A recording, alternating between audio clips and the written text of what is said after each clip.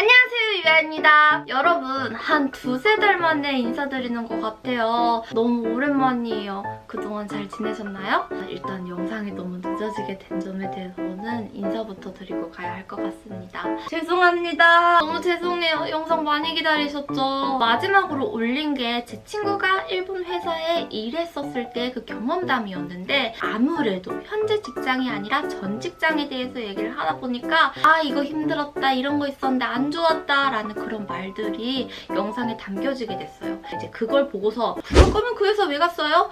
역시 일본 회사 안 좋네 라는 그런 안 좋은 말들이 달리게 되고, 저라면은 저는 이제 제가 대놓고서 유튜브에 얼굴을 내밀잖아요. 그런 악플이 달려도 괜찮은데 안 좋은 말이 달리게 되면 이제 친구 같은 경우는 조마조마하게 되거든요.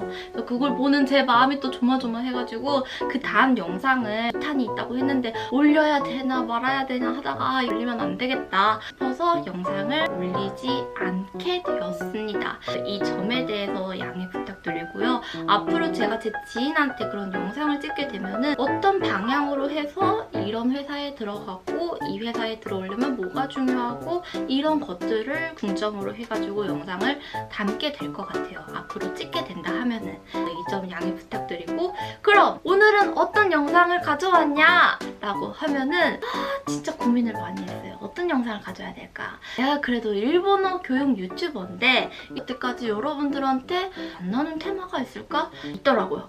바로 일본어 한자가 되겠습니다. 한자 처음에는 굳이 왜 공부해야 돼? 라는 생각도 있었었고, 저 같은 케이스는 1급을 딸 때 처음에 고등학교 1학년 때 1급을 땄는데 그때는 N1이 아니라 1급, 2급, 3급 이런 식으로 급수가 나뉘어져 있었거든요. 근데 그때 한자 공부 안 했어요.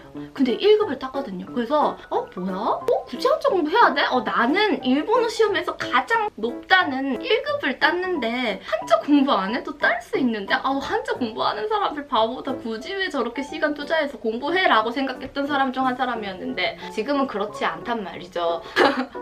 그래서 여러분들이랑 이 얘기를 하는데요. 제가 봐온 일본어 진짜 잘하는 사람들의 특징 하나가요, 정말 큰 특징이에요.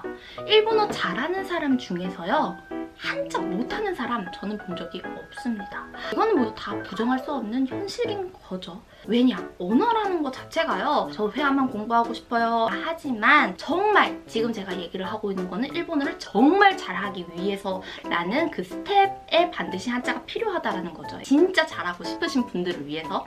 그러려면 한자가 왜 필요하냐면은, 언어라는 게 내가 여행을 가요. 그럼 회화를 하게 되잖아요. 근데 메뉴판 같은 거를 보면서 주문을 해야 된단 말이에요. 근데 그 메뉴판을 탁 펼치면은 히라가나만 목소리가 지금 메입니다. 히라가나만 있지도 않고 카타카나만 있지도 않고 기본이 한자가 베이스예요. 그렇다 보니까 읽어야 되는데 내가 히라가나로는 알겠는데 이거를 한자로 읽으려니 모르겠다 이러면 일단 일본어 잘하는 사람이라는 그 구역에서 사요나라 안녕이라는 게 돼버리고요. 제가 한자를 읽고서 주문을 말로 하죠. 말로 하는 게 될까요? 아니죠. 상대가 하는 말을 저는 또 듣고서 되받아치면서 이렇게 하는 게 하나의 언어가 이루어지는 그런 흐름이라고 할 수 있습니다. 그래서 이거는 뭐 일본어뿐만 아니라 한국어든지 간에 당연히 쓰고 읽고 듣고 말하는 것들은 다 유기적으로 연결이 되어진다라는 게 되고요. 이게 일본어에서 한자가 생각보다 크게 자리를 한다라는 게 되겠습니다. 제가 아까 전에 저는 1급 딸 때 한자 안 해도 된다고 했죠. 어떻게 한 거냐면은 중간에 전지가 나가가지고 건전지가 나가서 다시 찍습니다. 잘 이어졌으면 좋겠는데. 어디까지 했지? 문자어휘다. 문자어휘. 제가 문자어휘를 어떻게 공부했냐라 하면은, 저는 1급을 딸 때 한자 공부를 안 했다고 했잖아요. 문자어휘나 독해나 책들이 있어요. 그 책을 제가 그냥 풀면서 모르는 게 나오면은 그때마다 형광펜으로 줄 그으면서 저만의 단어장, 저만의 오답 노트에다가 하나하나 다 기록을 했던 거예요. 내가 몰랐던 이 단어 뭐였지? 이거구나. 이거 뭐였지? 이거구나. 요렇게 공부를 해서 1급은 합격할 수 있었는데, 근데 이 가장 큰 문제는 뭐였냐면은, 여기서 제가 익힌 단어들은 저 알아요. 그래서 이 똑같은 지문, 비슷한 지문이 나온다 하면은 저 그거 완전 잘 맞출 수가 있어요. 근데 정말 새로운 지문이 딱 왔을 때 이거 모르겠는 거예요. 나 분명 아는 것 같은데 이게 정답을 맞출 수가 없는 거예요. 그래서 이게 뭐지? 내가 뭐 잘못했나? 나 그래도 1급까지 땄는데 이게 뭐지? 이러던 찰나에 제가 JLPT라는 일본어 능력시험 외에 이제 유학시험이라는 이제유를 보게 됩니다. 공부 전혀 안 하고서 그냥 나 1급이잖아. 그러니까 기본을 할 거야. 이러고서 그냥 갔어요. 근데 갔는데 성적이 400점 만점 중에서 260점대가 나온 거예요. 말이 됩니까? 나는 1급인데. 1급인데 그래도 300 몇 점은 나올 줄 알았어요. 준비 안 하고 봐도.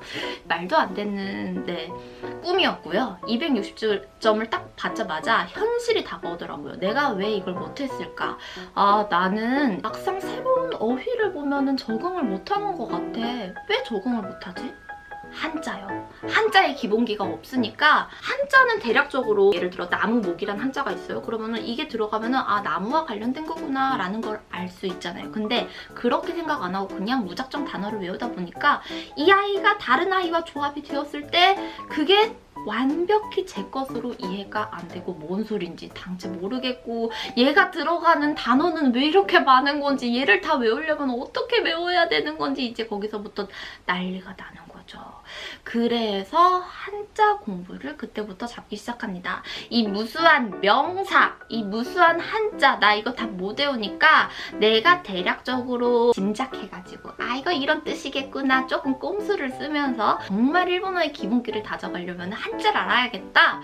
그래서 한자 공부를 했어요. 근데 그렇게 하고 나서 제 일본 유학 시험 성적은요. 바로 그때 그냥 한자만 공부하고서 봤었을 때가 330 몇 점이 나왔었고요. 그리고서 최종적인 시험은 이제 그 시험 유형을 공부해가지고 373점이라는 성적을 받았었는데요. 근데 또 그 다음에 문제가 생기죠.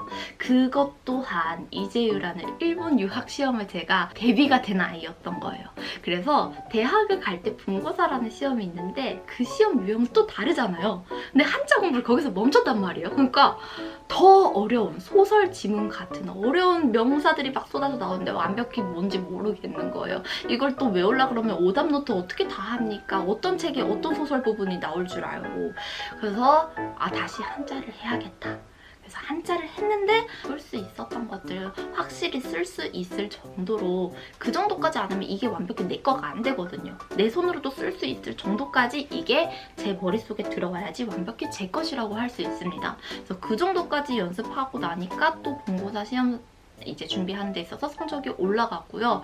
언어라는 건 시험 유형도 있긴 하지만은 기본적으로 거기 들어가 있는 단어라든지 표현은 일본인들이 쓰는 거거든요.